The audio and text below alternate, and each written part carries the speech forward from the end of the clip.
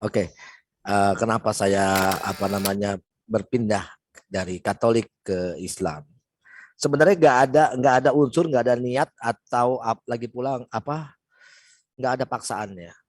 Bahkan pada saat itu cenderung membenci Islam. Saat itu lagi membenci Islam banget pada tahun 2018 ya. 2017 maaf 2017. Nah, mulai dari situ 2018 atau 2019 saya lupa itu. Waktu itu saya ngelihat kajiannya Ustadz Sugi di Facebook. Saya nggak kenal Ustadz Sugi sebenarnya. Tapi kayak saya sebel banget sama Ustadz Sugi. Ini kayaknya nih menghina banget ini kayaknya nih ini banget gitu-gitu. Dulu di Facebook kalau nggak salah kalau Mbak Sugi ingat ya. Tapi nggak ingat saya karena saya pakai akun palsu.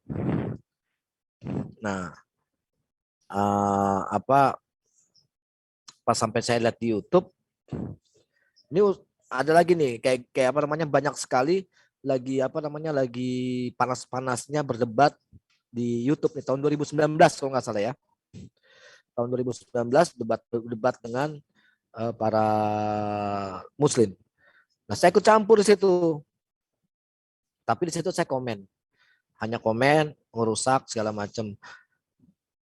Tapi kayak sebenarnya saya sudah mengganjal dalam arti kenapa ya? Pertama perihal pertamanya itu karena kok gua setiap malam berdoa novena. Kok gua malah berdoa sama manusia sendiri gitu. Karena terpengaruh sama omongan-omongan yang para kristolog berdoa dengan manusia. Tunggu dulu. Sebenarnya gue bukan berdoa sama manusia nih. Gue nggak mau lah berdoa sama Maria karena Maria itu hanya ini nih lah begitu. Yesus aja deh. Jadi tapi pada saat kayak begitu mikir lagi, ya kan? Saya buka Bible dari tahun 2000 sebenarnya dari tahun 2017 ya sudah mengkaji ulang atau segala macam sampai akhirnya menemukan sesuatu yang ada di Perjanjian Lama tentunya. Itu tentang kenapa kok malah umat Islam yang jalanin gitu. Dan saya menanyakan ke Romo, pendeta segala macam. Saya itu paroki Santo Yohanes II, lingkungan 2 ya. Itu di situ saya menanyakan salah satu romo saya, udah sampai beberapa kali. Pada saat itu saya masih ingat mau penebusan dosa itu apa namanya? Jadi pengakuan dosa itu di bilik rencananya itu minggu depannya apa tapi saya mau ke situnya sebelumnya. Saya tanya dan jawabannya kurang begitu ngena di saya dan tidak sesuai dengan pertanyaan saya. Hanya 2 pertanyaan, 3 pertanyaan itu dan akhirnya ya saya bilang udah mendingan kalau tidak bisa jawab saya besok mualaf. Jika 2 atau 3 pertanyaan ini nggak bisa dijawab dan dia bilang ya silakan karena gereja tidak akan kehilangan dombanya. Karena pasti engkau akan kembali lagi kepada kita karena engkau hanya belum dapat apa segala macam. Dan alhamdulillah kok sampai 2 tahun gue nggak balik-balik ya gitu. Gitu loh. Bang Andi.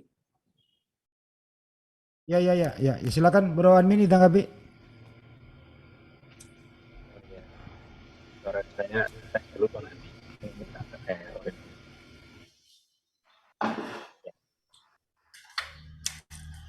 Ya, suaranya kecil Bro Admin. Itu dia saya sebentar. Oke. Ya seperti itulah kira-kira ya ada bagus. Seperti itulah kisahnya Mas Andre itu meninggalkan Katolik karena banyak faktor ya. Apa ya? Bergelut di dunia medsos dulu di Facebook dan seterusnya. Akhirnya ya itulah yang terjadi. Beliau sekarang menjadi mualaf meninggalkan Katolik. Silakan Bro Amin. Halo ini Ya kurangin dikit. Coba tes. Ya silakan. Ya, saya tutup dulu ini. Agak ngebas, kurangi bassnya dikit. Ini Coba. begini. Ya udah Tes, tes, cukup. tes, tes. Ya cukup lah. Ya selamat malam Mas Andre ya. Kemarin udah sempat ngobrol-ngobrol.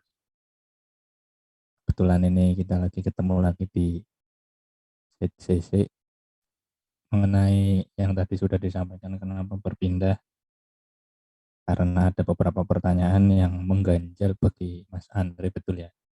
Kemudian ditanyakan sama mungkin dari pihak gereja atau siapa yang berkompeten di lingkungan Pak Andre, cuman sepertinya jawabannya tidak memuaskan gitu ya.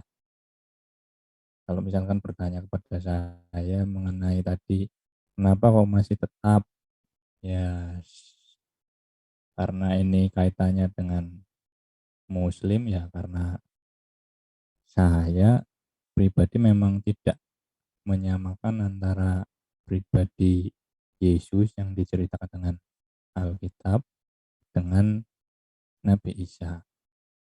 Dari situlah hal yang membuat saya ini menjadi, ya saya tetap dengan pendirian iman saya. Meskipun itu datang sejak lahir, tapi setelah dewasa pengenalan saya lebih jauh. Itulah sebabnya saya tetap di iman saya yang sejak semula ini, karena ketika disandingkan dengan pertanyaan kenapa tidak memilih Muslim, karena saya tidak menyatukan atau menyamakan antara kebenaran Isa dengan Yesus. Jadi dari sini saya mengambil pilihan membedakan atau berpendapat bahwasanya ini adalah tokoh yang berbeda.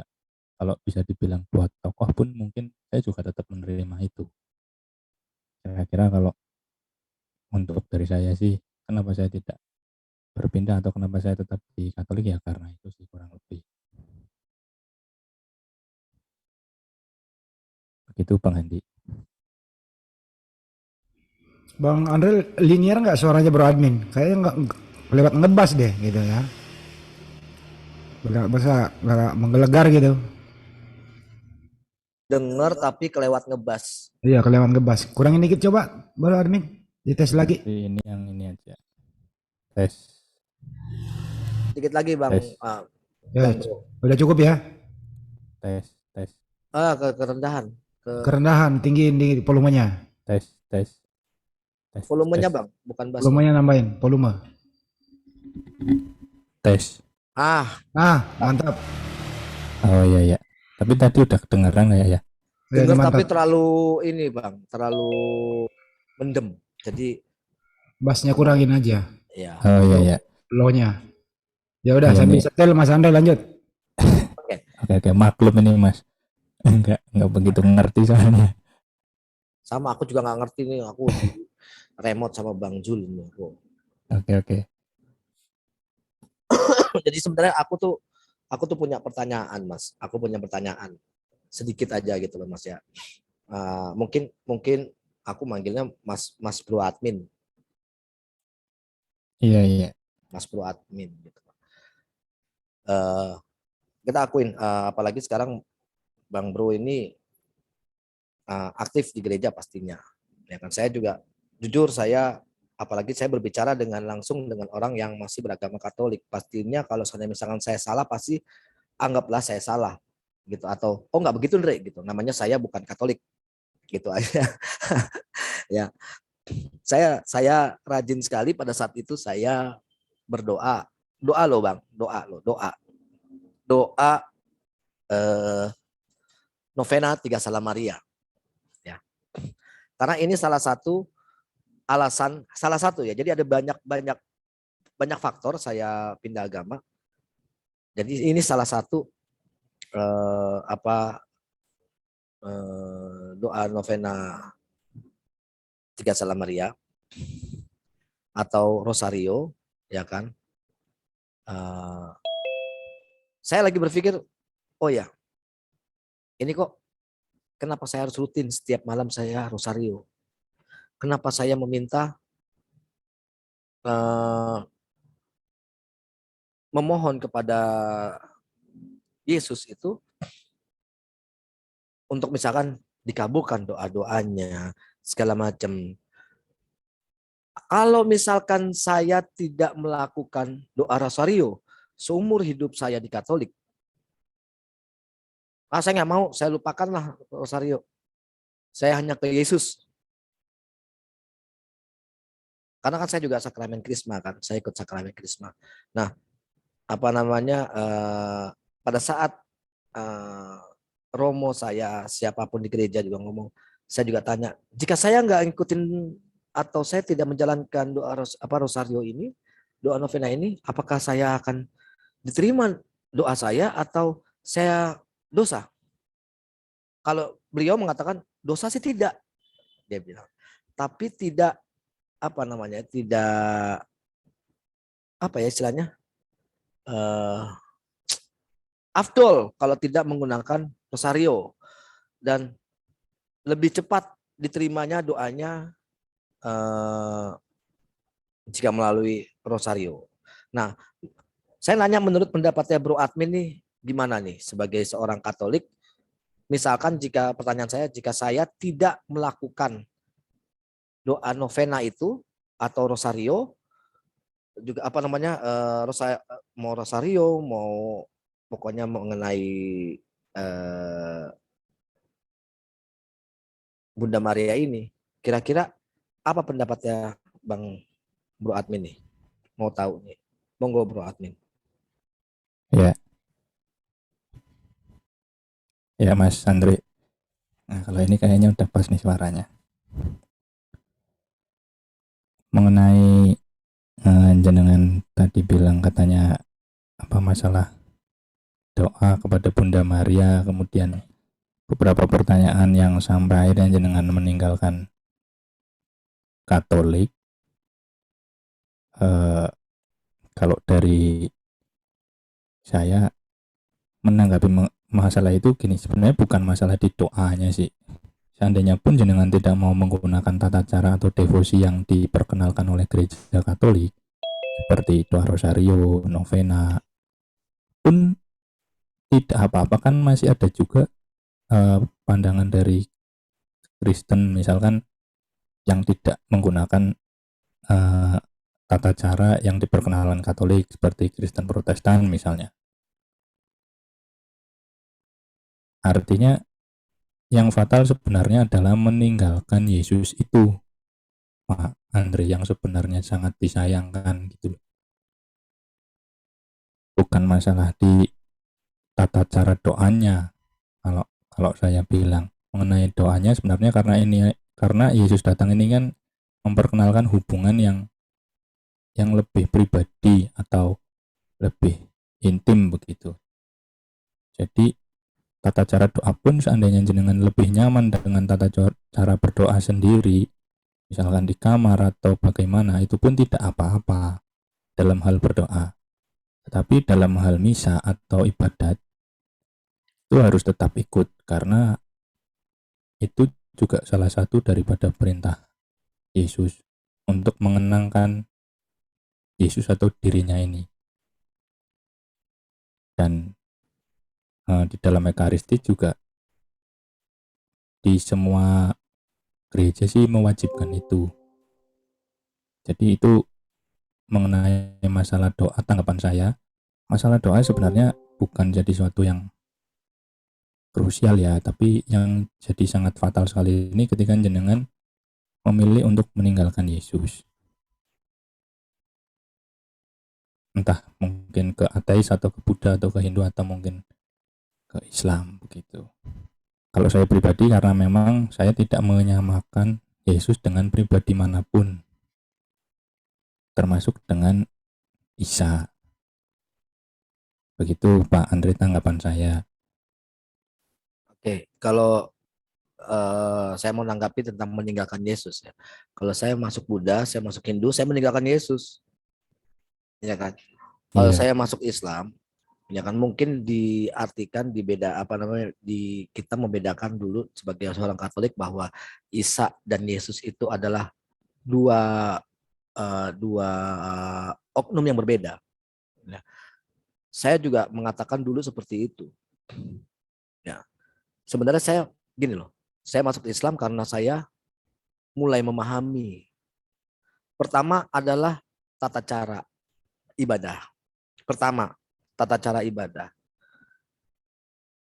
Saya saya seorang Katolik yang cukup ini ya, Bang ya. Tapi kayak gini, kemarin kita pernah bahas mengenai menyembah berhala, ya kan? Kayak mungkin Protestan tidak ada doa salam Maria. Lu kenapa nggak masuk Protestan, Re? Ya kan? Nah, terus nanti ini saya jelaskan. Terus saya misalkan masalah nyium salib, pada saat jalan salib kita nyium salib. Protestan nggak ada. Kenapa nggak lu masuk Protestan, Re? Yang saya pikirkan itu adalah bahwa ada beberapa ayat-ayat yang tidak diakui Yesus itu adalah sebagai dirinya Tuhan. Ya. Pertama, bahwa Yesus tidak mengakui dirinya Tuhan. Yang mengakui dirinya Tuhan itu hanya ada di ayat-ayat tertentu atau surat-surat yang kita anggap adalah surat-surat Paulus, ya kan?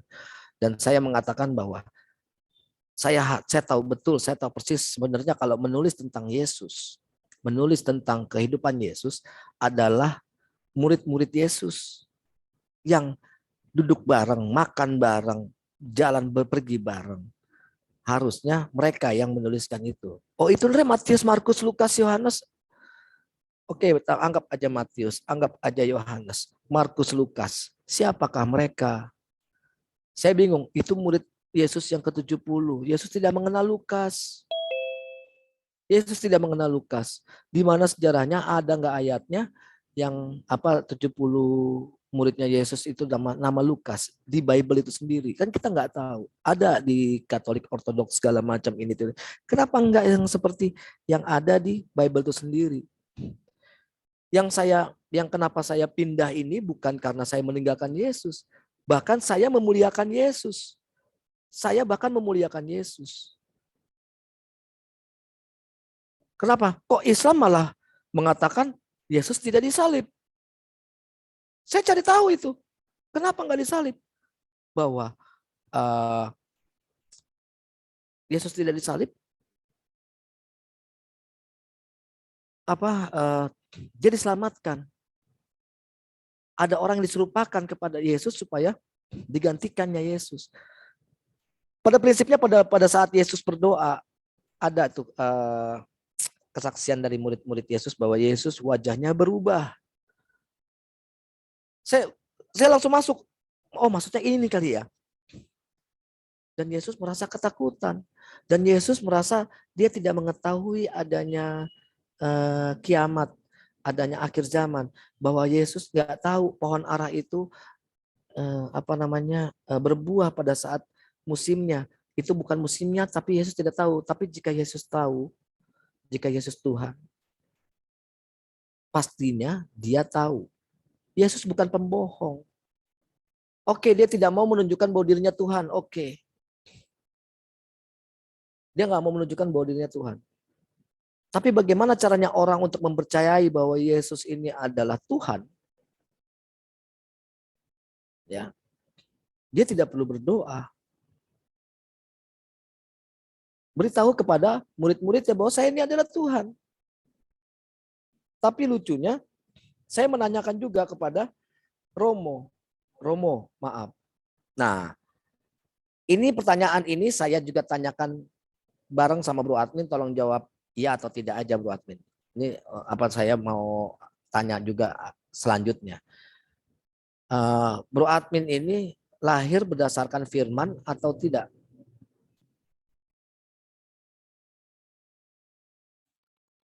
Ya, maksudnya berdasarkan iman gimana? Firman. Jadi Bro Admin ini lahir karena firman Allah. Jadi memang rujukan di Alkitabnya maksudnya. Iya, maksudnya gini. Ini Bro Admin ini kan lahir. Ya, ini berdasarkan firman Allah atau bahwa memang direstui oleh Allah. Bro Firman lahir. Kalau rujukan di firman-Nya itu waktu peristiwa Adam itu kan diperintahkan untuk beranak cucu lah. betul. Nah, Iya, firman itu sih. iya, jadi maksudnya apa namanya Bro Firman ini Bro admin ini jadi lahir berdasarkan firman Allah ya. Iya, kan diperintahkan untuk beranak cuculah si Adam ini. Iya. Tapi kalau seandainya Allah tidak eh, tidak ingin Bro admin ini lahir, punya hak nggak? Kalau masalah lahir itu kan, itu saya sendiri kan itu kan hak Tuhan ya. Kita kan nggak tahu ya. Ya, jadi maksudnya tuh kalau Allah mengatakan, oh enggak nih, Bro admin harus lahir, jangan lahir. Bro admin misalkan adiknya Bro admin, maaf nih contoh aja, adiknya Bro admin mau lahir, jangan, nggak usah, mungkin dipanggil, ya kan, nanti dulu, belum. Maksudnya itu sudah direncanakan oleh Allah kan bahwa Bro admin ini lahir.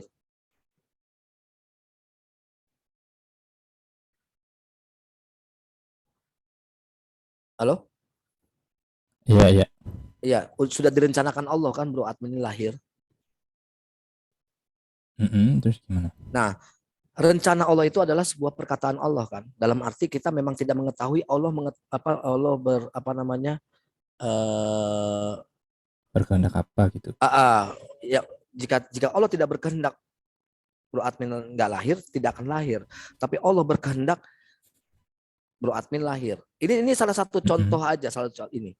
Nah, jadi Bro admin mengakui bahwa Bro admin lahir atas kehendak Allah kan?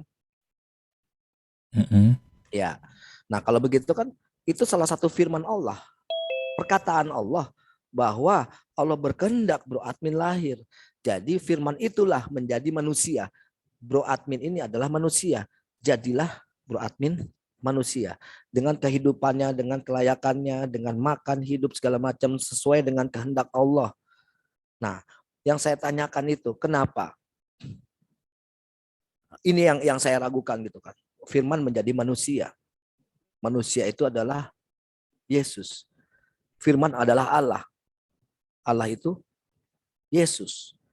Karena firman menjadi manusia, jadi firman adalah Allah, firman adalah Yesus.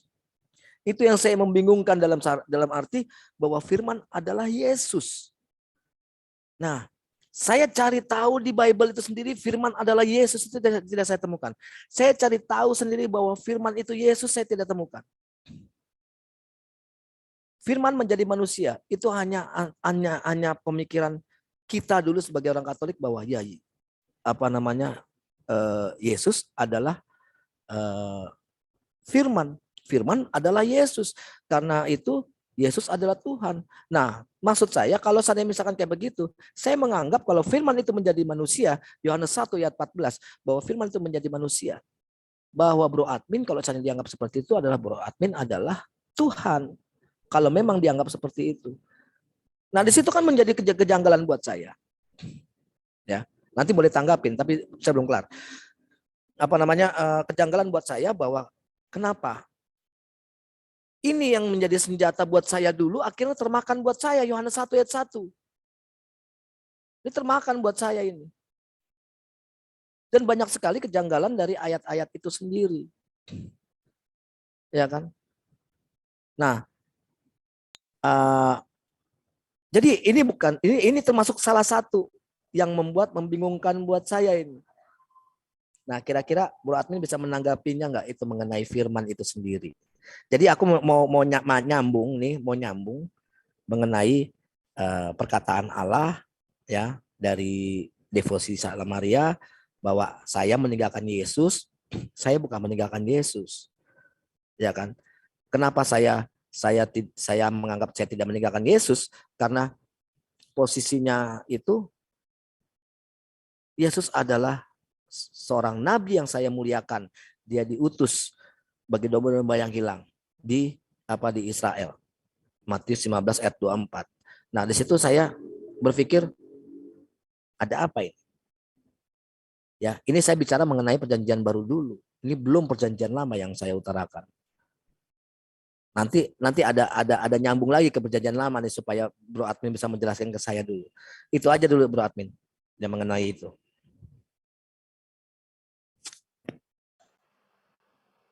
Oh ya, sambil saya lihat ini notnya. Eh, Mas Andre tadi cek suara saya. Ini kecil bro, kecil banget bro. Bentar.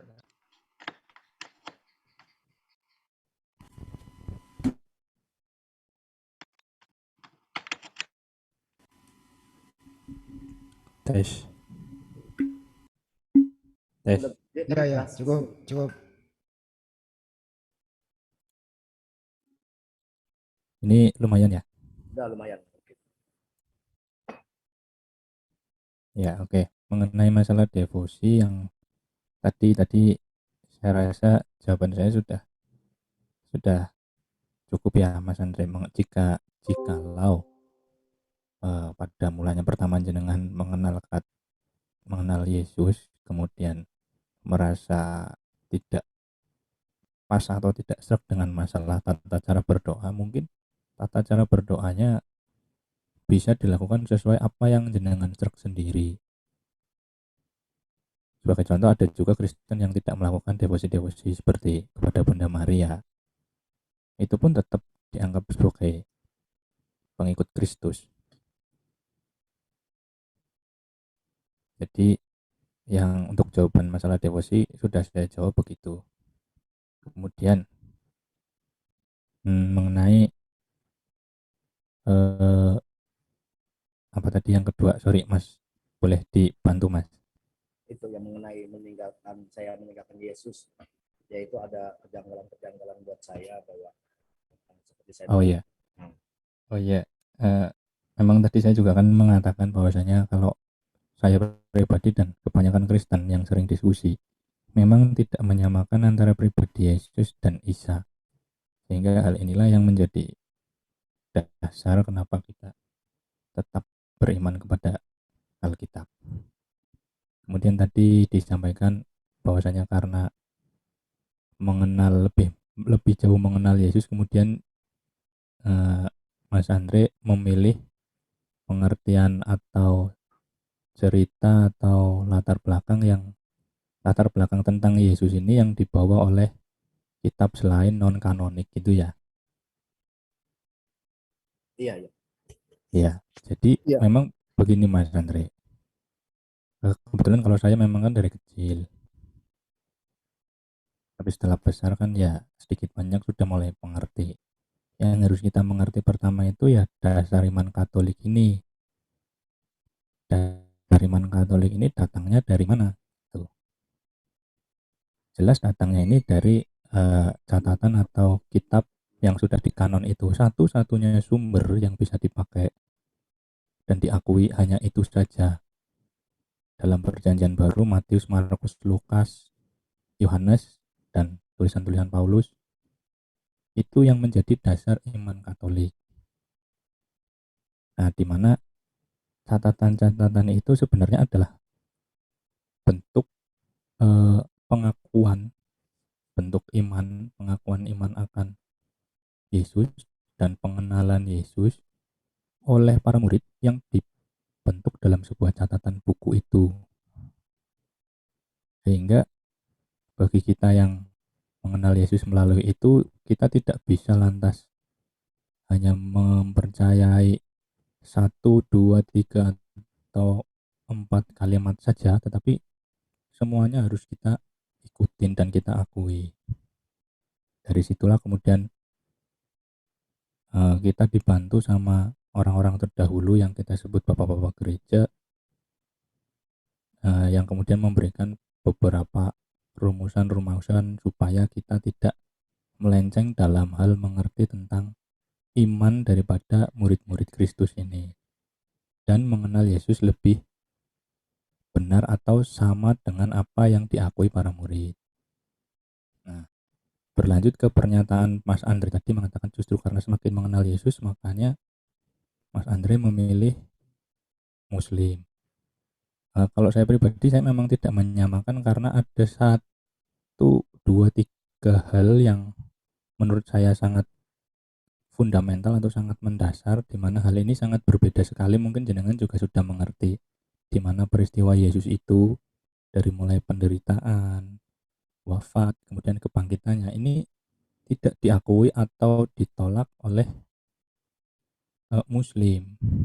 Sedangkan di dalam Kristen atau Katolik, di dalam iman kekristenan ini, hal itu adalah sesuatu yang sangat dasar dan tidak bisa lepas dari itu.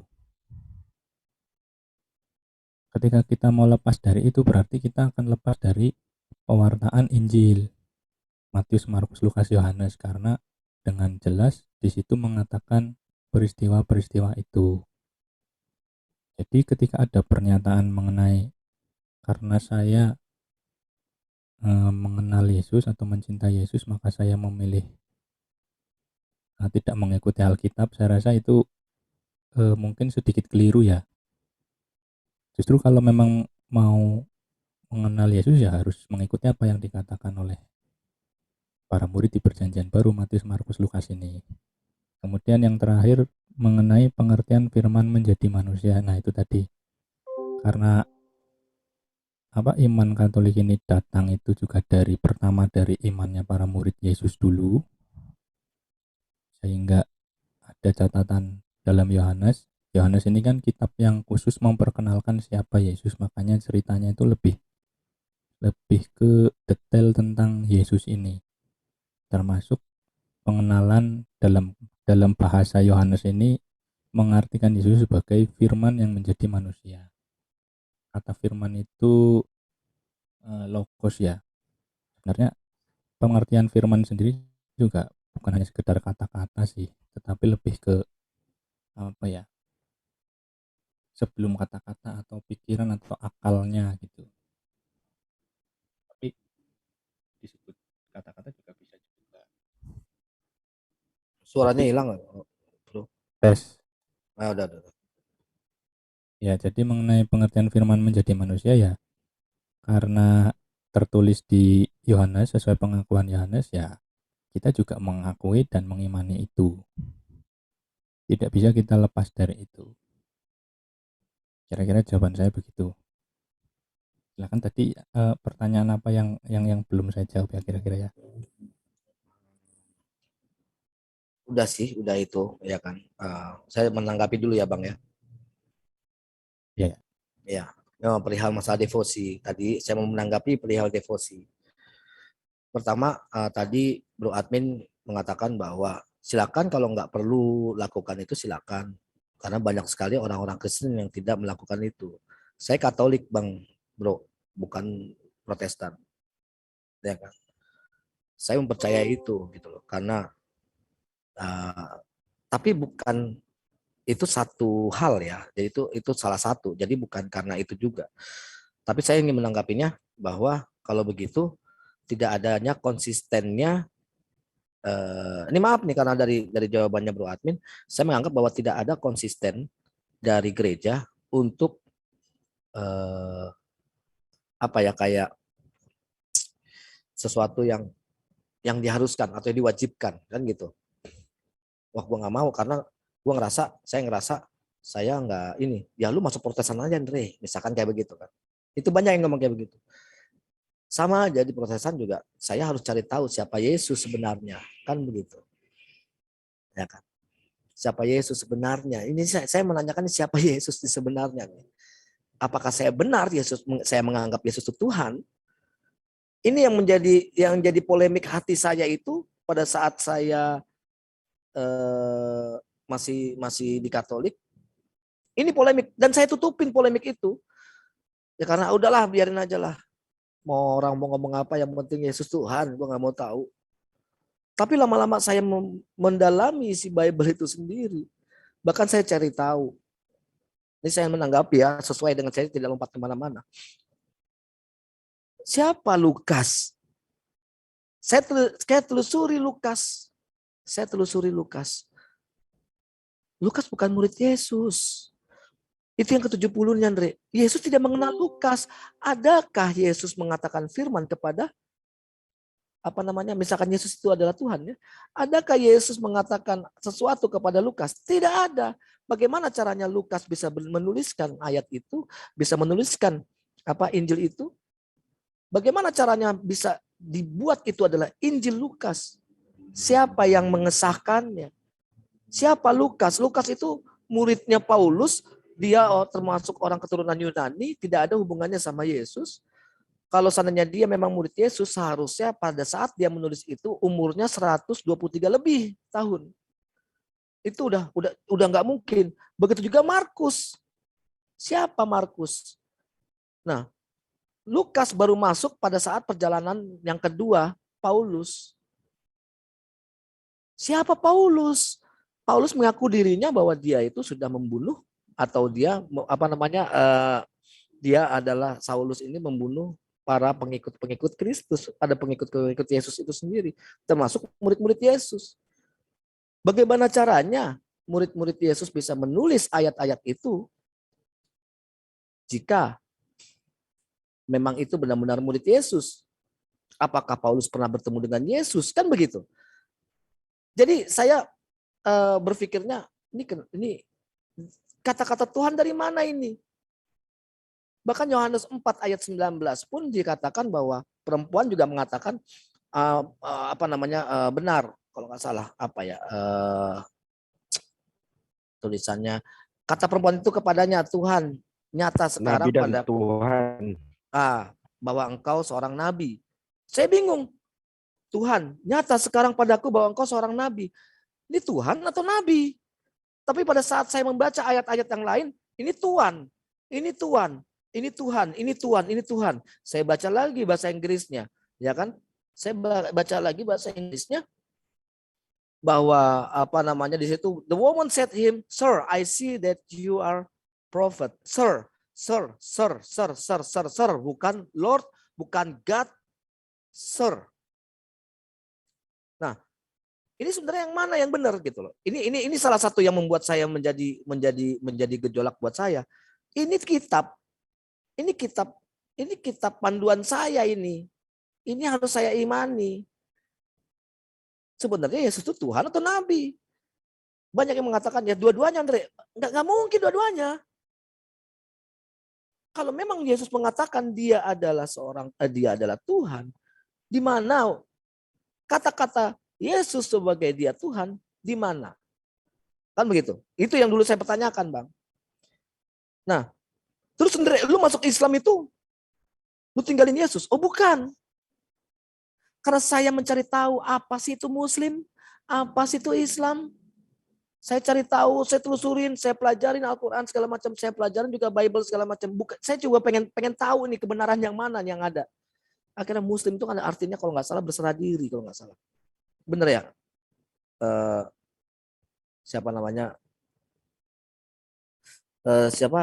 Ustadz Subi atau siapa? Muslim itu artinya berserah diri. Nah, saya berpikir bahwa Yesus itu berserah diri. Yesus itu berserah diri kepada Allah. Dia tidak bisa berbuat apa-apa pada dirinya sendiri, bahwa Yesus sendiri yang melakukan itu. Dan saya menganggap Yesus itu Muslim. Saya nggak bilang Islam. Yesus itu Muslim. Dan Yesus belajar oleh alim ulama.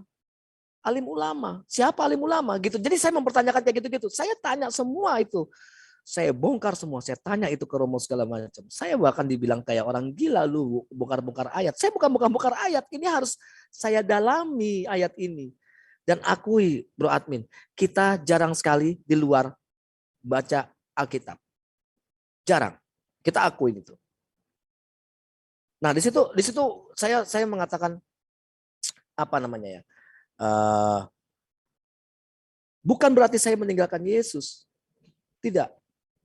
Saya tidak meninggalkan Yesus. Ini tanggapan-tanggapan yang tadi Bro Admin tanyakan. Masalah firman yang dia bilang, Bro Admin bilang, Yesus berbeda dengan Isa segala macam. Berbedanya di mana? Oh, Islam itu mengatakan bahwa Yesus lahir di pohon kurma. Beda, Andre. Yesus itu lahir di kandang domba. Segitu segitu eh, terhinanya Yesus lahir di kandang domba.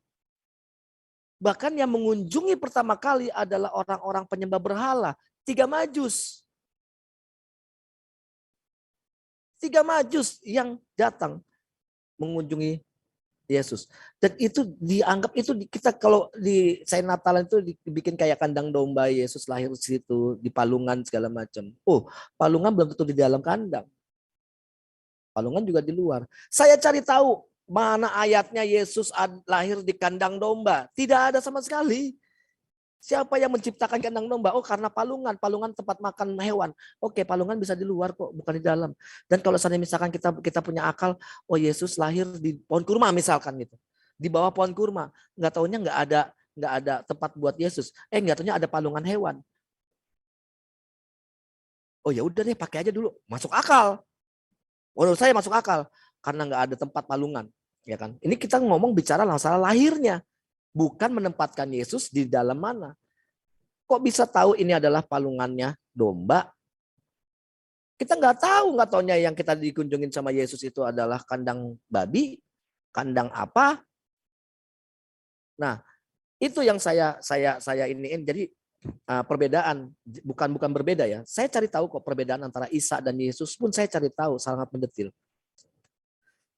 Yesus tidak dilahirkan pada tanggal 25 Desember. Saya cari lagi. Benar gak ada di ayat di Alkitab itu gak ada tanggal 25 Desember. Saya cari. Yesus lahir di pohon kurma. Saya cari. Yesus tidak mati di kayu salib. Dan saya ngambil kesimpulan. Sebenarnya yang sangat memuliakan Yesus itu adalah orang Islam. Tidak ada sebuah penghinaan bagi Yesus itu sendiri. Yesus lahir di bawah pohon kurma. Terus Yesus tidak mati di kayu salib karena kayu salib itu adalah tempat terkutuk. Bahkan saya juga tanya sama Bro Admin, Bro, maaf, masalah berhala. Kita menyium kaki Yesus kayu salib pada saat kita melakukan jalan salib. Ya kan? Itu termasuk menyembah berhala karena kita mencium kakinya patung Yesus itu. Terus dielap, giliran dielap. Nah, terus kenapa salib itu menjadikan simbol? Saya lagi mikir. Simbol kematian Yesus karena Yesus telah menebus dosa kita. Ngomongnya kan begitu. Ya iya, kalau begitu kalau seandainya Yesus dihukum mati pakai maaf zaman dulu misalkan pakai pemotong leher, alat pemotong leher. Dipenggal kepalanya misalkan. Apakah kita pajang alat pemotong leher? Apakah kita pajang kursi listrik misalkan Yesus dihukum di kursi listrik? Gitu loh. Itu yang saya pertanyakan, kenapa salib? Karena sebelum ada Yesus sudah ada salib.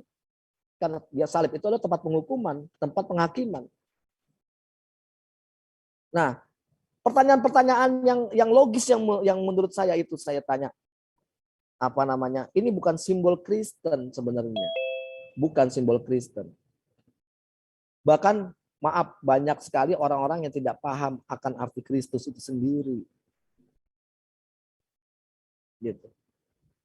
Nah, itu tadi tanggapan saya, Bro Admin. Nah, sebelum saya tanya lanjut, saya cuma menanya satu aja. Tinggal Bro Admin tahu apa enggak arti maksudnya. Bro Admin kan kalau Bro Admin pasti nanya, Kristen itu apa, Andre? Kan begitu kan. Pengikut Kristus, saya jawab. Oke, saya mau nanya sama Bro Admin. Itu Kristus artinya apa, Bro Admin?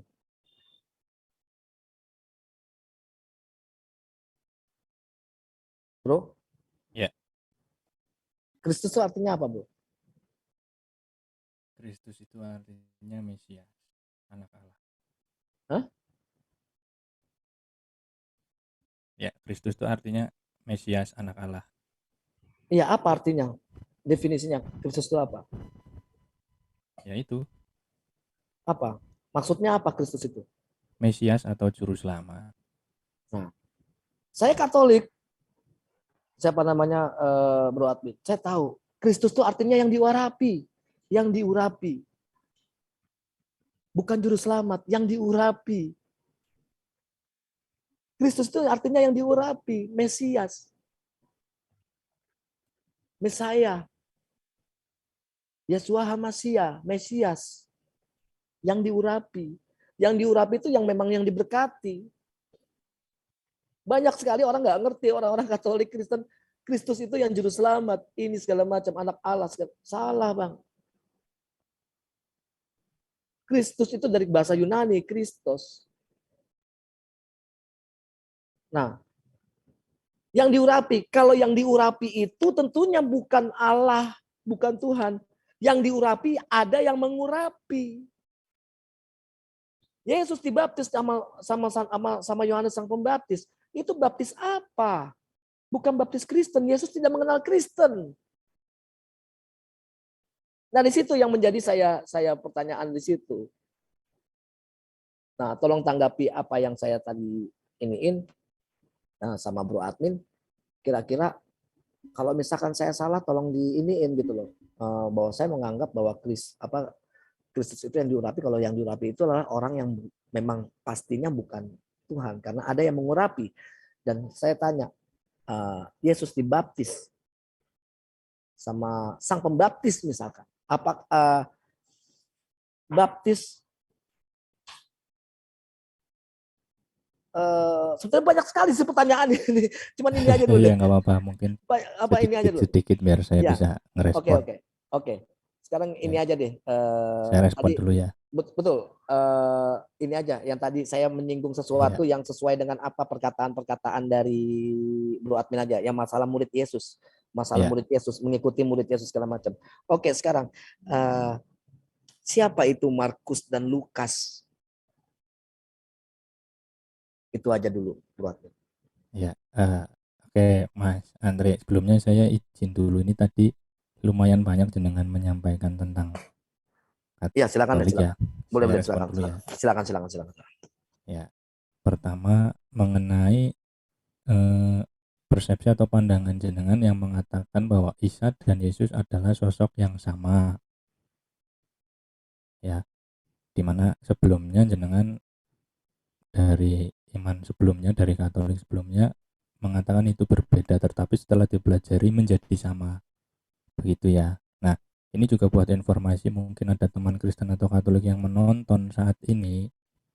Jadi pernyataan mengenai atau pertanyaan mengenai apakah Isa dan Yesus itu sama, itu sebagai Katolik atau Kristen, Anda juga berhak untuk menolak klaim mengenai persamaan antara Isa dan Yesus.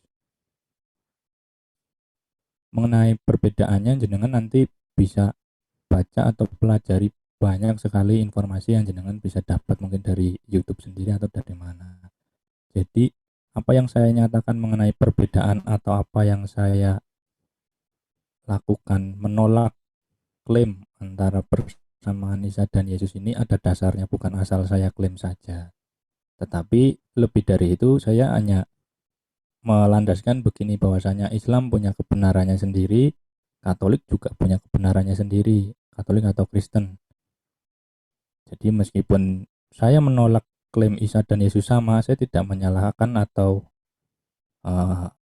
artinya menyalahkan kebenaran, tidak. Semua punya kebenarannya sendiri.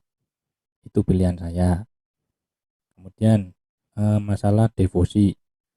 Jika devosi ini menjadi batu sandungan untuk Anda mengenal atau mengikut Yesus, devosi ini sebenarnya kan tata cara yang diajukan atau diberikan daripada pihak gereja kepada umat, dan ini memang sudah artinya terstruktur ya.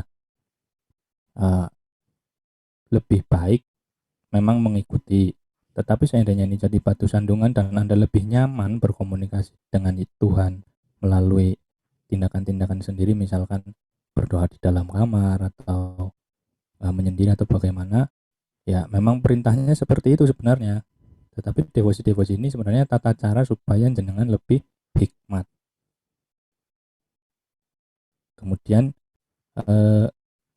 yang terpenting adalah tetap mengikuti acara utama atau kegiatan utama seperti misa di gereja dan perayaan Ekaristi. Nah, kemudian lagi masalah banyak orang jarang membaca Alkitab. Ya memang kita tidak bisa mengukur orang lain ya. Kalau dibilang jarang membaca Alkitab ya mungkin juga seperti itu, tapi banyak juga yang membaca Alkitab. Sebenarnya asal sering ke gereja, kita kan juga di gereja juga ada bacaan Injil. Jadi meskipun seminggu sekali setidaknya kita menerima bacaan Injil itu. Begitu. Kemudian mengenai di mana sih Yesus itu dinyatakan Tuhan.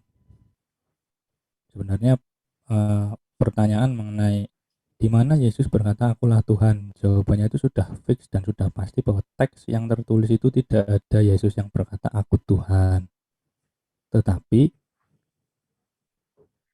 umat atau kita itu, iman kita itu datang atau tertular daripada iman para murid.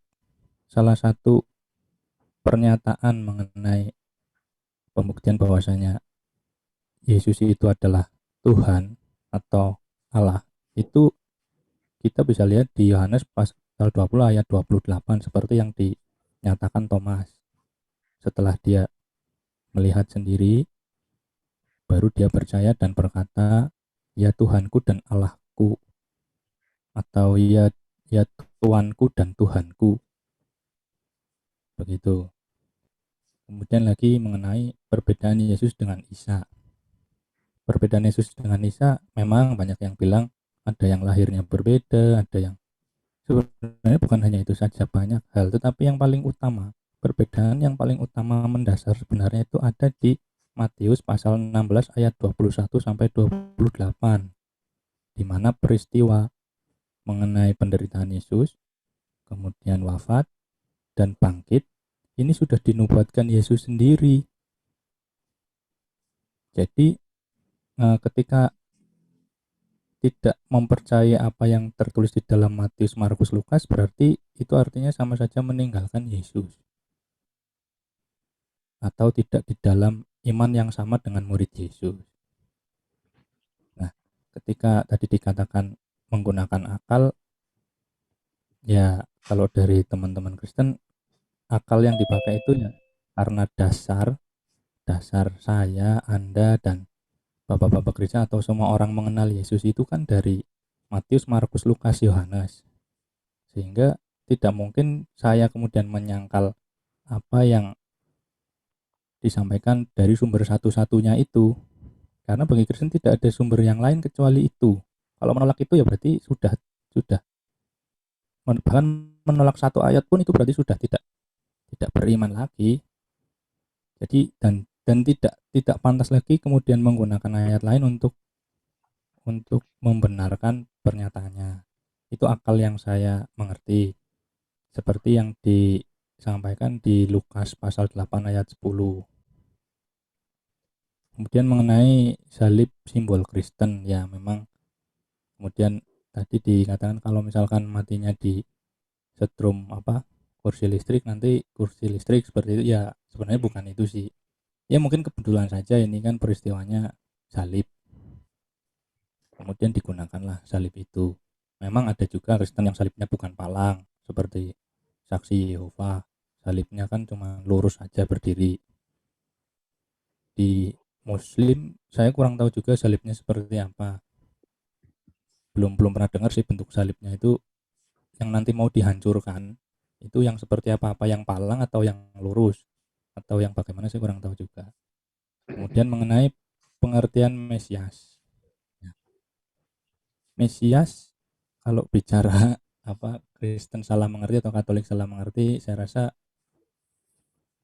ya mungkin terlalu berlebihan. Karena kan sejauh ini ya yang mengimani kitab kanonik itu ya Kristen dan Katolik. Kita ya lebih ngerti lah antara pengertian Mesias versi Alkitab dengan Mesias atau Al-Masih versi Quran. Dimana pengertiannya sendiri sudah berbeda. Dari situlah salah satu dasar yang menguatkan saya untuk menyatakan bahwa Isa dan Yesus ini pribadi yang berbeda. Meskipun banyak yang menyampaikan atau banyak digaungkan kalau Isa dan Yesus ini sama, tetapi kita sebagai Katolik atau Kristen itu berhak menolak klaim itu. Begitu juga klaim-klaim yang lain. Begitu.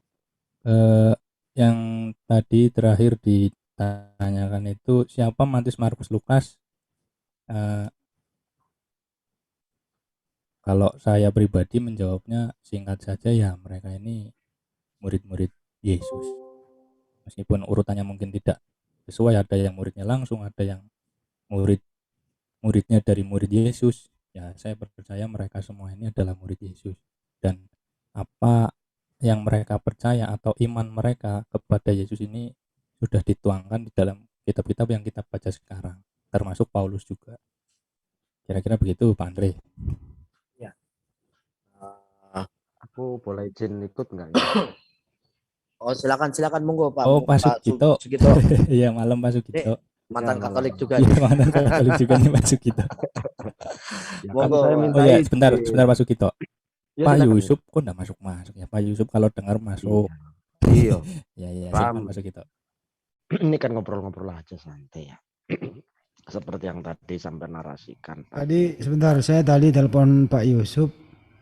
Bentar lagi katanya ada tamu gitu. Ya tunggu aja dulu. Siap. Saya juga minta izin ini, kalau nggak diizinkan ya saya tak minjem. Kalau diizinkan saya ngomong kan gitu. Izin kok Pak Sugito, monggo Pak Sugito. Boleh. Kan kita diskusi di sini Pak Sugito. Iya. Jadi gini ya Bro Admin. Ya kami sekarang posisi saya sebagai muslim memang yang menghormati apa yang menjadi iman Anda. Dan saya juga menghormati tentang klaim Anda untuk menolak tentang siapa Yesus dan siapa Isa ya. Ini secara iman tapi ya. Tapi yang kita bicarakan, saya khususnya dan Bang Andre di sini, itu berbicara dengan bukti-bukti fakta sejarah gitu loh. Dan ternyata kalau kita melihat dari fakta sejarah yang ada, itu pribadi yang sama gitu. Walaupun secara keimanan Anda berhak menolak. Itu hak Anda itu memang. Caku itu hak Anda dan itu bebas bagi siapa saja untuk hal ini. Tapi kita berbicara sesuai fakta sejarah dan apa yang tertulis di dalam kitab. Kan gitu. Karena kitab ini sedikit banyak juga bercerita tentang sejarah. Kita mau nolak ataupun tidak, kitab ini berbicara tentang sejarah gitu loh.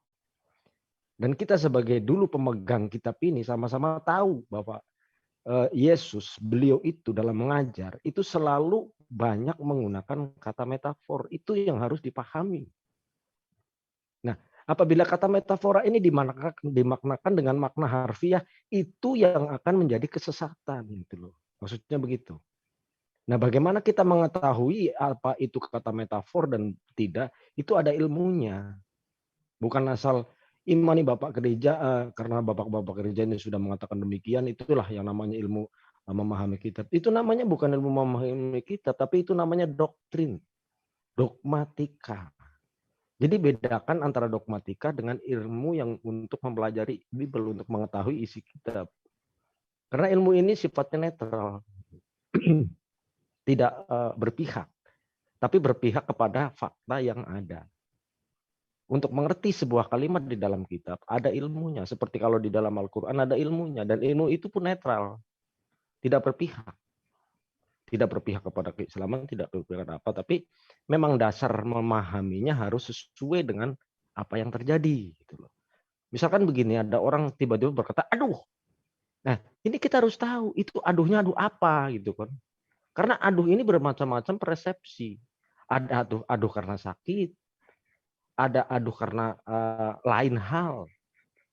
Itu kalau kita memahaminya dengan perspektif hanya mendengar kata aduh, itu orang bisa salah makna.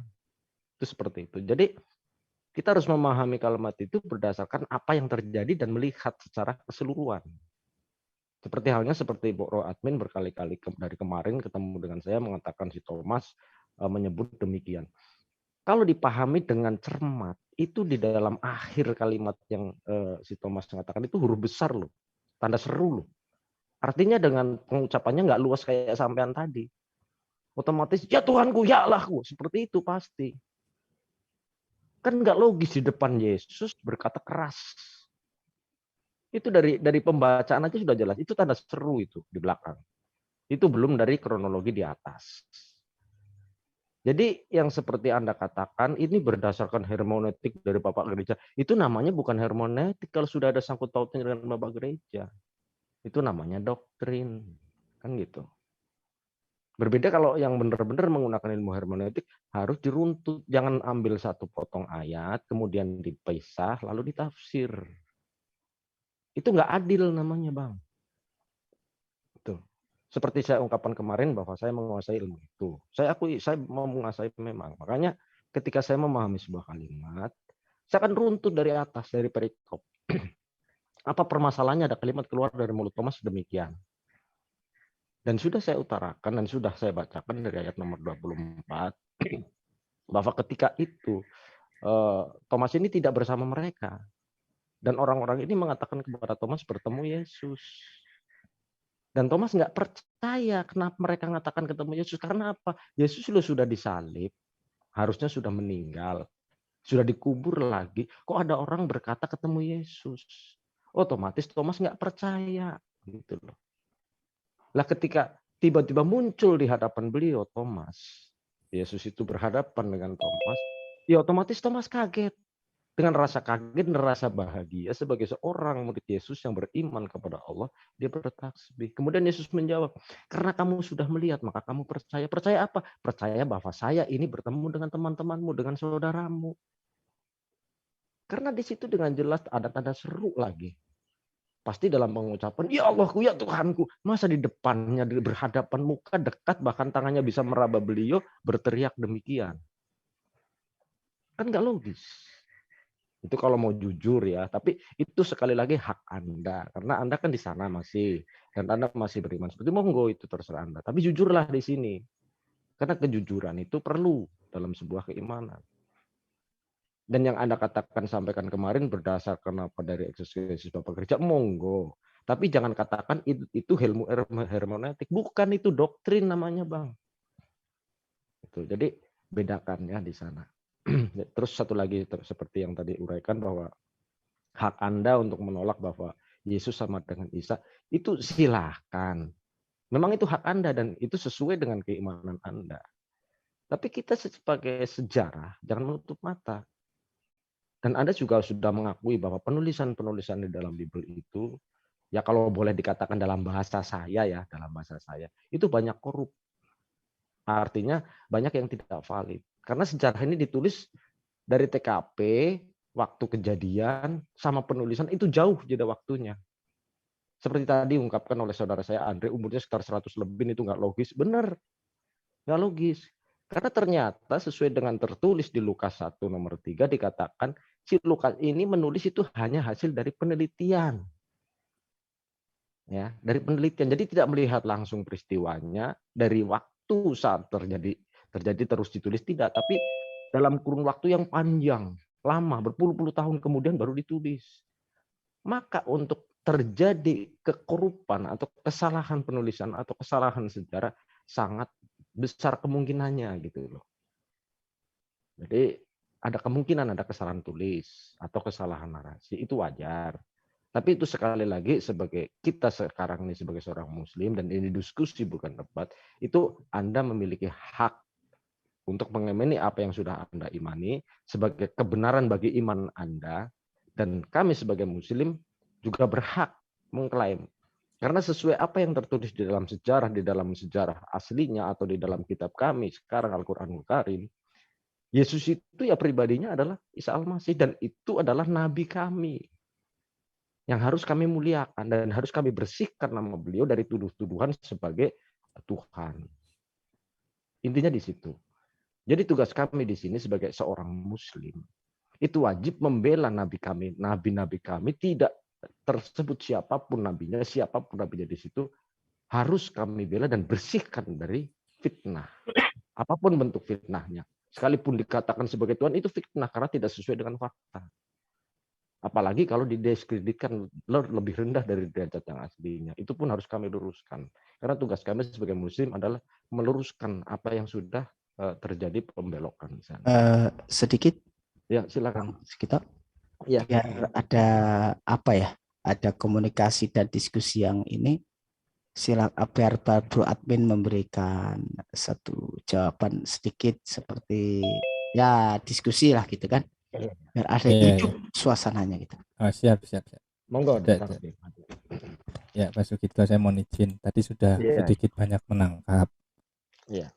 Pertama masalah sejarah ya, harus dipandang Ya. daripada sudut pandang sejarah.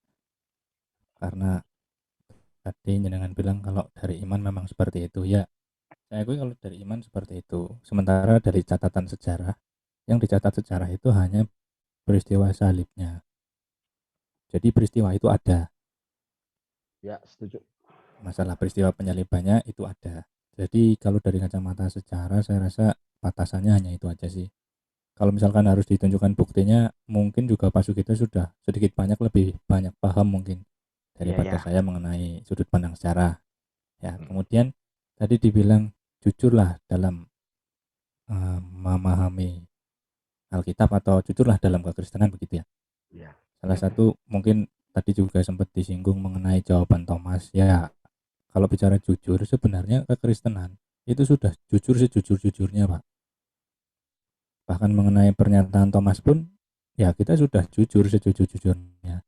Justru ini mohon maaf ya, berkaitan dengan klaim yang harusnya berkata jujur dan tidak itu saya kepada Pak Sugito. Oke, siap. Karena begini, ini saya punya sudut pandang begini ya, mungkin Pak Sugito nanti bisa merespon. Pertama, di dalam Islam itu ada hukum beriman kepada kitab-kitab Allah. Iya. Ya, wajib bagi setiap orang yang beragama Islam itu beriman kepada kitab-kitab Allah. Ya, rukun Muslim iman yang nomor 3 tidak itu ya. mempercayai adanya kitab-kitab Allah maka dinamakan murtad. Iya, setuju. Setuju ya? Saya juga Ya. pernah baca itu. Nah, justru yang harusnya bertanya, yang menyatakan saya menyatakan jujur dan tidak itu saya Pak Sugito. Karena Ya. begini, jujur saja di dalam pandangan Islam yang disebut Injil itu bukan tulisan atau karya Matius, Markus, Lukas, Yohanes, bahkan Paulus, betul? Betul. Nah, artinya jika jenengan mengatakan Yesus dan Isa itu sama, Yesus yang dimaksud itu adalah yang ditulis Matius, Markus, Lukas, Yohanes, itu bukan kitab Allah, Pak. Kalau bicara jujur-jujuran ya seharusnya jenengan jujur kalau Yesus ini memang bukan Isa karena bukan berasal dari kitab Allah. Yang disebut Allah adalah Injil itu. Kan begitu. Ini cara pandang saya secara datar saja ya, tidak ada apa-apa, cuman menurut saya ya secara awam lah begitu Pak Sugito. Jadi masalah klaim ya memang tadi sudah disampaikan, kita juga yang sangat saya sayangkan tuh sebenarnya kadang yang awam-awam itu ketika ada klaim mengenai Isa dan Yesus sama ini terbawa dengan mukjizat atau apa hal-hal positif yang lain, tapi mereka tidak tahu inti daripada cerita yang sebenarnya. Kenapa sih harus menolak klaim itu begitu? Jadi mumpung di sini juga ada kesempatan saya sampaikan bahwasanya Boleh aku jawab? yang kenapa Belum ya? kita harus menolak itu jenengan jika jenengan yang nonton adalah Kristen baca Matius pasal 16 ayat 21 sampai 28. Iya, Itu iya. kira-kira Pak Sugito. Pak Sugito Boleh boleh ditanggapi? bergantian nggak? Boleh Tunggu bergantian sebentar, nggak? saya menjawab masalah tadi itu yang harus percaya kitab harus percaya dulu. Saya jawab dulu. Iya. Sama pertanyaan tentang Injil. Ya. Jadi gini ya, Bro Admin. Islam sesuai dengan iman Islam poin yang ketiga bahwa Islam wajib beriman kepada kitab-kitab Allah. Kan gitu ya yang Anda katakan. Apabila tidak beriman kepada kitab Allah dimaksud murtad. Oke, saya setuju. Cuma di sini yang dimaksud kitab-kitab Allah itu bukan Bible Anda. Ya mohon maaf, bukan Bible Anda. Yang kita imani itu adalah Taurat, Zabur atau yang Anda sebut dengan Mazmur, kemudian Injil. Dan apabila bertanya Anda tentang Injil itu apa, di dalam Al-Qur'anul Karim dikatakan, sebentar ya, bahwa di surat Ali Imran ayat yang ke-48 itu dikatakan, dan dia Allah mengajarkan kepada Isa kitab, hikmah, Taurat, dan Injil. Artinya Isa alaihissalam ketika turun ke dunia itu memang sudah dibekali hikmah Taurat dan Injil di dalam kalbu beliau. Jadi penurunan kitab itu kepada Isa al-Masih tidak sama dengan penurunan wahyu Al-Qur'anul Karim. di mana ketika menurunkan wahyu Al-Qur'anul Karim itu bertahap. Kalau masalah Injil dengan Taurat yang dititipkan kepada Isa Al-Masih itu dalam bentuk ilmu pengetahuan yang sudah langsung ditanam dalam jiwa beliau. Jadi ketika dikatakan Injil itu apa, maka apapun yang disampaikan oleh Isa alaihissalam atau oleh Yesus, itulah Injil. Maka disebut juga Injil sebagai kabar baik. Itu kabar baik yang disampaikan oleh Isa Al-Masih atau yang Anda sebut dengan Yesus. Ya kemudian ketika kita membaca Bible, yaitu kalimat-kalimat kata-kata yang dikatakan oleh Isa Al-Masih yang kemudian dikutip oleh murid-murid Yesus, kemudian dibukukan, itulah Injil. Dalam arti yang sumber langsung dari Yesus itu Injil, yang bukan dari Yesus itu bukan Injil. Makanya di situ di dalam Bible sudah oleh Anda sendiri, oleh orang-orang Kristen sendiri, itu dibedakan. Yang Injil itu ada kemungkinan yang ditulis dengan tulisan merah, dan yang bukan ditulis dengan tulisan hitam. Nah, itu dari Anda sendiri, itu dari kaum Anda sendiri sudah membedakan di situ. Nah, kami meyakini sesuai apa yang tertulis dalam Al-Quran bahwa kitab-kitab itu sudah banyak perubahan dan buktinya fakta. Faktanya apa? Ketika Injil ditulis di situ dicampur dengan tulis-tulisan yang bukan Injil, yang tertulis hitam. Makanya Al-Quran tidak salah ketika mengatakan bahwa kitab-kitab yang dahulu itu sudah banyak bercampur. Jadi kita tidak wajib lagi mengimani Bible, karena Bible sudah banyak bercampur. Dan ketika Anda menuduh kami, mempertanyakan kami orang Islam, murtad karena tidak percaya kepada kitab Injil. Lah Injilnya yang mana yang harus kami imani? Injilnya saja sudah tidak ada, yang ada sekarang sudah bercampur. Dan Al-Quran Al-Karim sudah memberitahukan bahwa kita sudah tidak diwajibkan lagi beriman ketika itu sudah bercampur. Itu jawabannya begitu. Makanya ketika Anda menarasikan gitu, saya setuju tadi. Tapi apabila Anda bisa menunjukkan Injil yang asli, yang diberikan kepada Isa alaihissalam atau yang diberikan oleh Yesus, diberikan kepada Yesus, itu baru saya akan beriman. Dan saya akan menggunakan.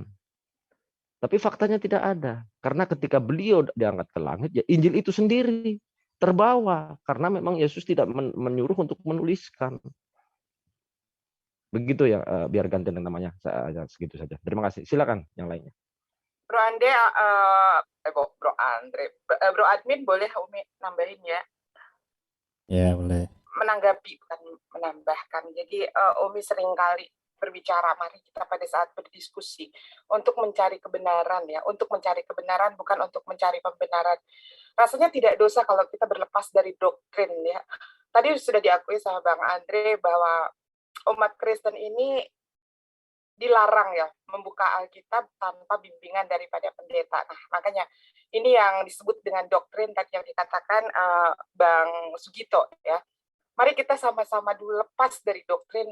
Enggak dosa kok hanya untuk mencari kebenaran. Anggap kita mencari kebenaran. Jadi kalau di dalam Al-Quran betul apa yang dikatakan Bro Admin itu tidak secara rinci ya tentang Nabi Isa itu dijelaskan. Namun kami tahu ya, kita juga semua tahu bahwa Nabi Isa itu bagaimana penderitaannya tahu, hanya tidak diceritakan di dalam Al-Quran. Al-Quran hanya menyebutkan di 157, An-Nisa 157, dan kami. Karena ucapan mereka sesungguhnya kami telah membunuh Al-Masih Isa putra Maryam, Rasul Allah, padahal mereka tidak membunuhnya, tidak pula menyalibnya. Tetapi yang mereka bunuh adalah orang yang diserupakan dengan Isa. Sesungguhnya mereka berselisih pendapat tentang pembunuhan Isa, selalu dalam keraguan-keraguan tentang yang dibunuh itu. Mereka benar-benar tidak tahu siapa sebenarnya yang dibunuh itu, melainkan mengikuti prasangka belaka, jadi mereka tidak yakin telah membunuhnya. Itu yang ada di dalam Al-Quran. Lalu siapa yang memberitakan ini di dalam Al-Quran? Yaitu satu-satunya yang maha menyaksikan tentang peristiwa penyaliban itu, yaitu Allah Subhanahu wa Ta'ala. Mari kita bandingkan dengan apa yang ada di dalam Bible. Siapakah yang menulis itu? Apakah mereka murid Yesus langsung? Umi rasa tidak. Ya, justru yang murid-murid Yesus pada saat Yesus penyaliban itu mereka semua kabur, lari ketakutan. Jadi tidak ada yang menyaksikan peristiwa itu. Sekarang kita pertanyakan lagi, Bible itu ditulis tahun berapa? Dan apakah yang menulis Bible itu adalah tangan-tangan murid-murid Yesus? Rasanya bukan. Kalau kita lihat, misalkan Yohanes, kenapa Yohanes di sana menggunakan kata dia, bukan aku? Artinya yang menulis kitab Yohanes ini atau Gospel Yohanes ini adalah orang ketiga. Ya, Contohnya misalkan Yesus bertemu dengan seorang laki-laki yang bernama Yohanes. Seharusnya kalau dia sendiri yang menulis itu, Yesus bertemu denganku, tapi di dalam kitab Yohanes semua selalu menggunakan kata dia, bukan aku. Yang kedua kemudian, Matius. Kalau Matius murid Yesus yang kesehariannya selama hampir 24 jam selalu bersama-sama dengan Yesus, kenapa Matius harus mengutip dari gospel yang lain? Hanya diberikan sedikit improvisasi ya, atau tambahan-tambahan. Kemudian Lukas. Kita tahu Lukas bukan murid Yesus, tapi ya alhamdulillah beberapa kali mungkin Umi diskusi dengan Bang Andre ada sedikit menyerap dari apa yang selalu Umi katakan. Lukas itu menjadi seorang pengikut Yesus aja di dalam perjalanan misi Paulus ya. Perjalanan misi Paulus yang kedua di Troas itu. Jadi itu lama setelah kematian Yesus. Misi pertama saja di Antioquia Lukas masih belum mengikut Yesus, siapa Paulus. Baru di misi kedua di Troas Lukas lah yang kemudian mengikuti Kristen sesuai ajaran Paulus. Kalau kita buka di dalam Lukas, opening Lukas ayat 1, pasal 1 ayat ke-1. Di sana Lukas sudah dengan tegas kok mengatakan bahwa sumber yang dia tulis adalah testimoni-testimoni yang telah ada, kesaksian-kesaksian yang telah ada, kemudian dia bukukan kembali untuk siapa? Diperuntukkan untuk yang mulia Theophilus, begitu kan? Walaupun Theophilus sendiri nih, kita masih tanda tanya siapa sih Theophilus ini yang sebenarnya. Dan Lukas sendiri tidak mengira kalau tulisan yang dia tulis, yang kemudian dia rapikan dan dia bukukan untuk Theophilus, kemudian hari akan dijadikan kitab suci oleh umat Kristen. Berbeda dengan Al-Quran di An-Nisa 157, yang mengabarkan ini adalah yang mau menyaksikan tentang proses penyaliban itu. Nah, seperti itu. Kemudian yang kedua, Yesus bagi umat Kristen bukanlah Nabi Isa Al-Masih yang ada di dalam Al-Quran. Ini sering juga Om sampaikan, bahwa Yesus itu bukan nama asli. Begitupun Nabi Isa Al-Masih bukan nama asli. Karena Yesus ini seorang Yahudi. Dia tentunya menggunakan nama dari Yahudi atau nama Aramaik. Ya, dia punya nama asli. Karena Yesus itu sebutan dari bahasa Yunani, dan Isa adalah sebutan dari bahasa Arab. Dan tokoh ini bukanlah seorang Yunani dan juga bukan seorang Arab. Jadi ini adalah hanya perbedaan dari penyebutan nama. Arab menyebutnya namanya Isa Al-Masih, sedangkan Yunani menyebutnya namanya Yesus. Padahal nama aslinya dia seorang Yahudi yang memiliki nama Aramaik, yaitu Yeshua HaMashiach atau Yosua. Dan Isa Al-Masih merujuk kepada sosok Yeshua HaMashiach, seorang bayi yang terlahir dari seorang perawan suci yang bernama Maria. Ya kan? Nah, itu ya. Jadi baik Yesus atau Isa itu adalah sosok yang sama. Mari kita buka di Yohanes 17 ayat 3 versi Celebers, versi sebelumnya. Di sana dikatakan, inilah hidup yang kekal itu mengenal engkau satu-satunya Allah yang benar dan mengenal Isa Al-Masih yang telah engkau utus. Kalau misalkan sosok Yesus bukanlah Isa Al-Masih yang dimaksud di dalam Al-Quran, kenapa harus ada di dalam kalender sekarang harus ada kenaikan Isa Al-Masih, wafatnya Isa Al-Masih, atau gereja Isa Al-Masih? Kan tidak begitu. Artinya kekristenan sendiri mengakui kalau Yesus itu adalah Isa Al-Masih. Kemudian tadi apalagi mengenai salib itu adalah lambang daripada kekristenan. Boleh, betul, salib itu lambang kekristenan. Tapi yang perlu kita ingat, Yesus itu bukan seorang Kristen.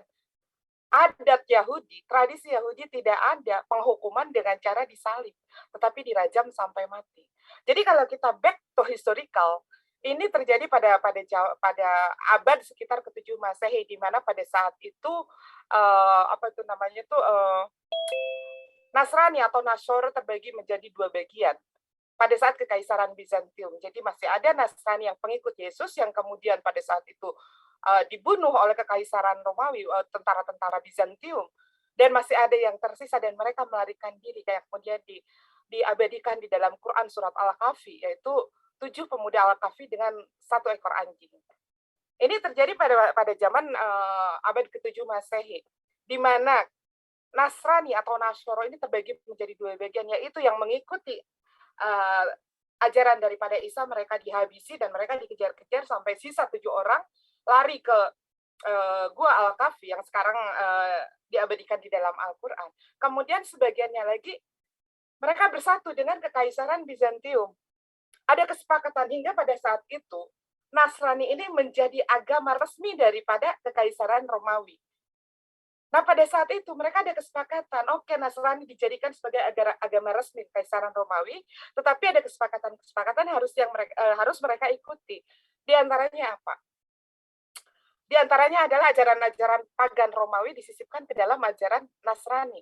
Salah satunya adalah salib sebagai lambang daripada Nasrani, seperti itu. Jadi itu ada sejarahnya ya.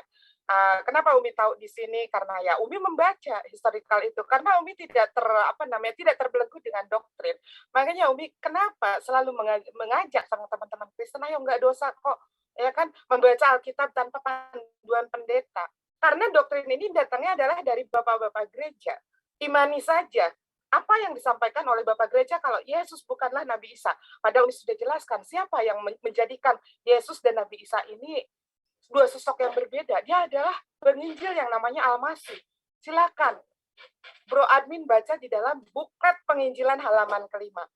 Di sana si Abdul Masih ini berbicara tentang Al-Quran. Padahal sebetulnya di dalam Al-Quran tidak ada yang dikabarkan dia. Jadi tidak Alkitabiah itu adalah ilusi daripada si Abdul Masih. Makanya kenapa ada dikatakan berbeda dari lahirnya saja. Yesus di kandang domba. Silakan bongkar Bible. Adakah yang menyatakan Yesus lahir di kandang domba? Tidak ada. Yang ada kemudian dia diletakkan di atas palungan. Tidak diceritakan lahirnya di mana. Ya kan? Palungan itu bukan kandang domba, palungan itu tempat minum binatang ternak yang letaknya di luar daripada kandang domba. Itu dikasih jerami-jerami. Di dalam Bible adanya kemudian dibungkus, kemudian Yesus dibungkus dengan kain lapis dan diletakkan di atas palungan. Itu baru ada. Tidak ada satu ayat pun yang menyatakan Yesus lahir di kandang domba. Nah, makanya kenapa diturunkanlah Al-Quran untuk menyempurnakan, menjawab keraguan-keraguan itu di mana Yesus lahir. Al-Quran menjelaskan bahwa pada saat Maria merasakan merintih, merasakan sakitnya itu, dia kemudian bersandar di satu buah pohon kurma, dan pada saat itu datang malaikat Jibril memerintahkan, goyanglah pohon kurma itu sehingga buahnya jatuh untuk dimakan oleh Maria. Artinya di sini Al-Quran sudah melengkapi atau menjawab keraguan-keraguan di mana sih sebetulnya Yesus lahir. Karena di dalam Bible hanya ada, kemudian dia dibungkuskan lapin dan ditidurkan, baringkan di atas palungan. Lalu apalagi? Kalau Ini apa Bro Admin masih ada kah? ada sebentar Bang Erwin, sedikit lagi. Tolong jangan dulu dipotong. Karena ini edukasi juga. Masih ada kok. Nah, terus jadi kalau udah ini, nah kemudian katanya tentang penyaliban Yesus. Kalau di dalam Al-Quran Yesus diangkat. Kalau di dalam Bible Yesus mati. Silakan buka Yohanes 17 ayat 11. Itu doa atau pemberitahuan Yesus kepada murid-muridnya sebelum dia mati disalib menurut Bible. Menurut teman-teman Kristen. Padahal di Yohanes 17 ayat ke-11 Yesus sudah mengatakan, aku sudah tidak ada di dunia ini lagi karena aku telah kembali kepada Bapa. Di ayat ke-14 ayat ke-13 yang dikatakan, tapi aku ada di dunia supaya mereka bersuka cita. Artinya pada saat di ayat 14 Yesus kelihatan oleh orang-orang di dunia supaya mereka bersuka cita. Mereka senang dong Yesusnya mati disalib. Padahal di ayat sebelumnya, di ayat ke-11-nya, Yesus sudah mengatakan, aku sudah tidak ada di dunia ini. Artinya di sana Allah sudah mengangkat Yesus. Demikian Bro Admin, silahkan. Ya, makasih Bu Midini. Saya respon sedikit, nggak apa-apa ya. Tadi dari Pak Sugito juga saya sambung sedikit. Mengenai klaim bolak-balik saya sampaikan, klaim Isa dan Yesus Bible adalah sosok yang sama. Ini saya hanya mengatakan begini kepada teman-teman yang menonton juga, mungkin ada Kristen juga. Anda Kristen itu berhak untuk menolak klaim itu. Bahkan wajib kalau saya mengatakan. Karena memang ada fakta yang tertulis begitu bahwasanya berbeda. Salah satu fakta yang tadi saya sampaikan dari sudut pandang Islam saja, yang disebut kitab daripada Allah itu bukan Matius, Markus, Lukas, Yohanes, dan Paulus. Jadi ketika ada pernyataan Isa dan Yesus Bible adalah sama, ini keliru. Dari sudut pandang Islam aja itu udah keliru. Apalagi dari sudut Yohanes pandang 17 Kristen. ayat 3 berarti keliru ya Bro Admin ya? 17 ayat 3. Kalau gini, sudut pandang daripada Bible itu tidak ada yang keliru. Tetapi klaimnya ini yang keliru. Gitu ya Bu. Kemudian masalah Injil Kelirunya di mana, asli. bisa bisa dijelaskan nggak? Yohanes 17 ayat 3 aja kelirunya di mana itu? Kalau dari Bible itu tidak ada yang keliru Bu, saya bilang. Iya, makanya tidak ada yang keliru karena di Yohanes 17 ayat 3 versi sebelumnya itu dikatakan inilah hidup yang kekal itu bahwa engkau mengenal satu-satunya Allah yang benar dan mengenal Isa Al-Masih yang telah engkau utus. Nah, pertama mengenai kata Isa sendiri. Jadi ketika saya mengatakan bahwa klaim Isa dan Yesus bukan berdasar pada kata Isanya ya Bu, atau nama Isanya. Jadi klaim sama ini kan bukan dari nama. Namanya Terus? Bambang sama Bowo dianggap sama kan bukan dari namanya gitu loh. Ya. Tetapi dari latar belakang atau ceritanya. Sebagai contoh yang paling dasar sekali adalah cerita peristiwa penyaliban misalkan. Kan itu sudah berbeda. Ya, kemudian tadi jenengan juga mengatakan sendiri bahwa Pak Sugito juga mengatakan bahwa Injil yang benar menurut Allah itu adalah Injil asli yang disampaikan atau dibawa langsung sama Isa, bukan karya tulisan Matius, Markus, Lukas, Yohanes, termasuk Paulus. Kan jenengan tadi bilang sendiri begitu. Itulah salah satu dasar saya juga untuk mengatakan, dan teman-teman Kristen itu wajib juga mengatakan bahwa Yesus ini bukan Isa. No, berbeda begitu. Ya, namanya klaim kan kita juga berhak untuk menolak ya Bu. Meskipun klaim itu bisa saja misalkan dari teman-teman mau menerima ya silahkan. Tapi kalau saya pribadi, karena saya Kristen Katolik, ya saya menolak. Dan saya mengajak teman-teman Katolik untuk mempelajari itu. Gitu. Itu tadi dari Bible dikatakan klaim juga ya Pak ya? Yang dari Bible mana? Mengenai kata Isa. Nah, mengenai penggunaan Mengenai kata kata Isa, terus pada saat Yohanes 17 ayat 11 juga Isa mengatakan, Yesus mengatakan saya sudah tidak ada di bumi ini, di dunia ini. Kemudian di ayat ke-13-nya, tapi saya nampak ada di bumi, ada di dunia supaya mereka bersukacita, itu juga klaim ya? Yang tidak ada di dunia ini itu yang mana? Ya Yesus. Coba baca Yohanes 17 gini, ayat ke-11. Saya tanggapi dulu sedikit. Ini saya selesaikan, sudah saya tulis note-notenya. Nanti kita sambung diskusi TikTokan aja. Boleh? Silakan. Ya, oke. Ya, itu tadi pertama mengenai klaim Isa dan Yesus Bible. Saya bilang Yesus Bible saja supaya jelas. Yang saya maksud Yesus Bible bukan Yesus Injil atau Isa Injil, begitu ya. Kemudian ragu atau meragukan Bible karena tulisan manusia. Ya, memang Injil, Lukas, Matius, Markus, Lukas, Yohanes, termasuk Paulus ini memang ditulis oleh manusia, karya-karya mereka lah. Kalau dari Kristen kan memang satu-satunya sumber yang bisa kita gali dan kita percayai hanya itu. Jadi ketika kita melewati atau menolak itu, sama saja kita sudah tidak mengenal Yesus. Begitu. Kemudian masalah kalender Indonesia mengenai wafat. Yang wafat itu coba dicek lagi di kalender jenengan termasuk yang nonton. Yang wafat itu Yesus Kristus. Kalau kenaikan baru sama. Biasanya ada yang tertulis Isa, ada yang tertulis Yesus. Tapi kalau saya pribadi kalendernya kalender gereja. Jadi tulisannya ya tetap Yesus saja. Di kalender Indonesia kalau wafat itu wafat Yesus. Gak ada yang di kalender Indonesia tulisannya wafat Isa, itu gak ada. Yang ada wafat Yesus. Tapi kalau kenaikan Isa. Di sini problemnya, kenaikan Isa bisa ditentukan tanggalnya, sementara perhitungannya bagaimana. Padahal kita tahu Isa ini naiknya, kita nggak tahu tanggalnya tanggal berapa, termasuk kelahirannya juga. Begitu, bahkan tanggal 25 juga kelahiran Yesus Kristus, bukan kelahiran Isa Al-Masih. Nah, kemudian ajaran pagan, oke lah, anggap saja Kristen ini ajaran pagan. Anggap saja ya, saya bukan mengatakan Kristen ajaran pagan, tapi anggap saja begitu. Artinya klaim saya mengenai pernyataan saya mengenai penolakan klaim Isa dan Yesus Bible ini sudah benar. Justru dari teman-teman muslim yang harus jujur. Jangan sampai menyamakan antara Isa dengan Yesus yang katanya pagan itu. Kan begitu. Ini kalau bicara mengenai jujur dan tidak. Nah, kemudian terakhir kebenaran Al-Qur'an. Nah, kalau masalah kebenaran Al-Qur'an saya tidak menolak. Semua sudah berdiri pada kebenarannya sendiri. Tinggal Anda, saya mau milih yang mana. Kalau saya karena pribadi sudah dari lahir Katolik, saya memilih tetap beriman pada Katolik. Bagi yang penonton ya silakan saja. Bro Admin, kalau misalkan di dalam Al-Quran Isa Al-Masih merujuk kepada Yesua Hamasyah atau Yosua, karena memang itu adanya ya, dia seorang anak yang terlahir dari seorang perawan suci bernama Maria. Lalu Yesus ini merujuk kepada siapa kalau dikatakan berbeda? Saya tanya jenengan, tahu Yesua Hamasyah itu dari mana? Dia Yeshua HaMasyiah itu adalah Yesus yang dikatakan Yesus. Kenapa? Jenengan tahu nama Yeshua HaMasyiah itu dari mana? Lah Dari itu Yesus. Bible apa bukan gitu loh? Ya bukan, Yesus Dari ini mana? sebentar Bro Admin. Yesus ini kan sebutan Yunani. Kalau dalam bahasa Ibraninya dia sebetulnya orang Yahudi, bukan orang Yunani.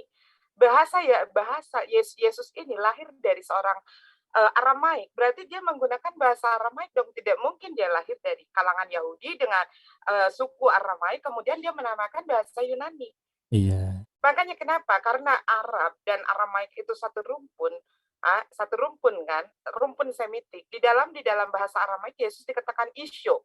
Kemudian di dalam Arab dikatakan Isa. Kenapa jadi Isa? Karena huruf Arab itu tidak mengenal konsonan O, begitu loh. Ya. Yang harusnya bertanya itu saya, Bu. Loh, itu jawabannya. Gini loh, jenengan itu tahu Yeshua HaMasyiah Bible itu dari mana? Selain dari Bible itu dari mana? Ada nggak sumber yang lain? Saya tidak baca dari Bible. Dari Bible tidak disebut Yeshua HaMasyiah. Di dalam Bible itu dikatakan Yesus. Di mana di dalam Bible? Ya, Yesus itu, Bible itu harus tahu dulu. Bible itu original teksnya berbahasa Greek, berbahasa Yunani Helenistik. Jadi di dalam bahasa Yunani Helenistik atau di dalam bahasa Greek tidak disebut Yeshua HaMasyiah. Yeshua HaMasyiah itu bahasa Ibrani. Begitu loh. Jadi kalau misalkan enggak, sebentar ini selalu ada perkataan bahwa kenapa sih umat Islam selalu ke Yahudi-Yahudian? Justru sebaliknya, umat Kristen lah yang selalu merasa ke Yahudi-Yahudian begitu kan, apalagi dengan mengklaim bahwa Kristen itu adalah Yahudi rohani katanya gitu kan. Nah sekarang yang Umi tanyakan, ini Yesus ini siapa? Kalau mengatakan Yesus itu berbeda dengan Isa Al-Masih, sementara Isa Al-Masih itu Al-Masih itu awal katanya dari Masah itu adalah mengusap. Ini sesuai dengan apa yang menjadi mukjizat daripada Yeshua HaMasyiah dengan cara mengusap. Dia mengobati dengan cara mengusap seperti itu. Jadi Umi sudah katakan tadi bahwa Yeshua HaMasyiah ini adalah nama asli daripada Yesus dengan berbahasa Yunani dan